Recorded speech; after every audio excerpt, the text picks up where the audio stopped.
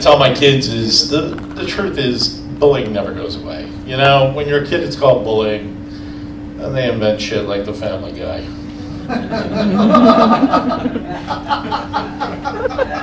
Thank you. You know, for 2 years after that fucking show came on, that's all I would hear is, "Holy shit, you look like Peter Griffin." Usually it was Riley saying that. People would be like, "Oh man, you look like Peter fucking Griffin. Come here, let me get a picture." And from time to time I'd hear, "Hey, you look like that guy that's fucking Lois."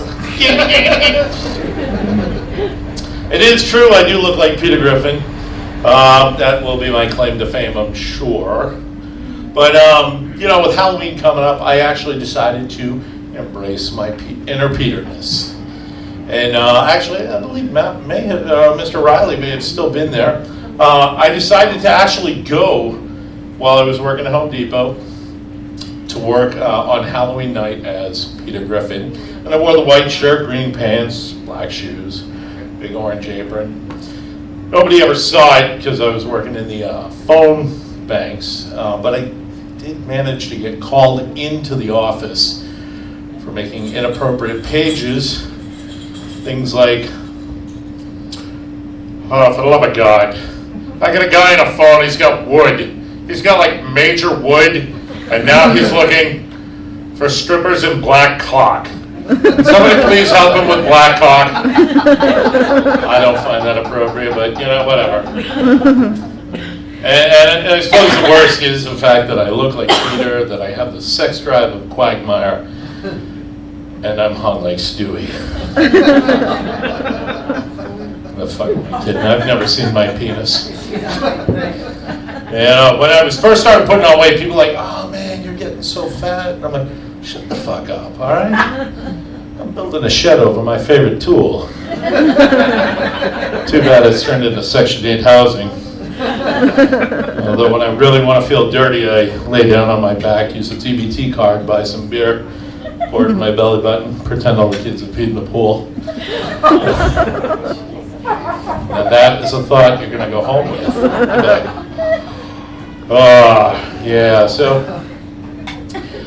sorry, I need to cheat. This is only my third spot up here, guys. So, you know, I have actually finally, if you go on Facebook and look up Champions of Anorexia, that is my page. I have finally championed my anorexia.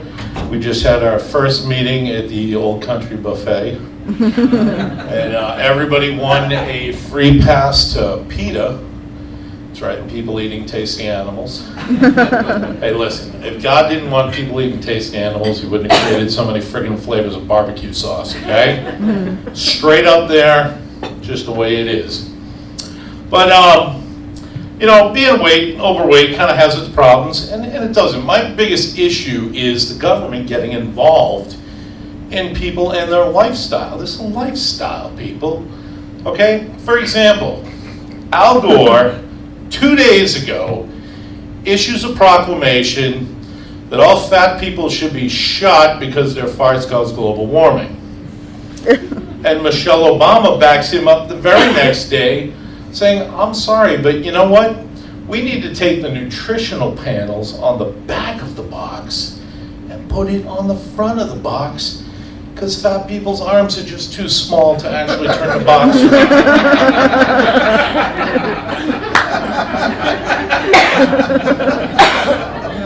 Well, that's not to say that it doesn't have its own problems. I actually used to have high blood pressure because of my weight. I have lost a lot of weight and gotten off the blood pressure medication, but it was great. It would kill, you know, the pressure in the ears, and the headaches kind of stopped, and for the most point, the voices too.